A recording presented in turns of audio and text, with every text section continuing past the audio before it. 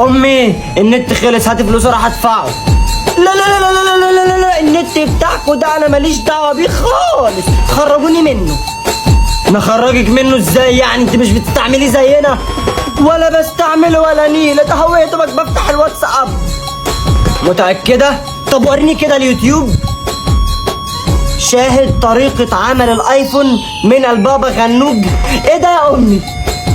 انا غلطانة اني كنت عاوز افرحك واجيبهولك. تجيبهولي هدية؟ قصدك تعمليهولي هدية بقى. ايه ده؟ شاهد اول مرة ظهور المسيح الدجال في السيدة زينب. انت بتصدق الكلام ده؟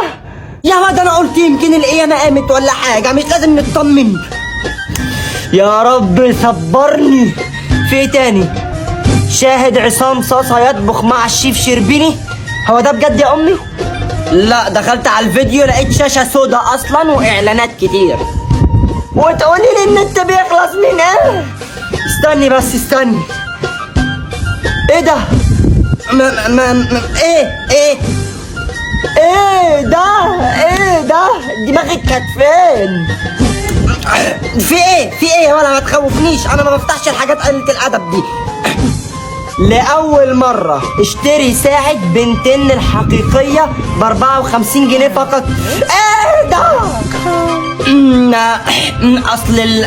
بص امسك يلا، روح ادفع النت، بس اول واخر شهر ندفعه.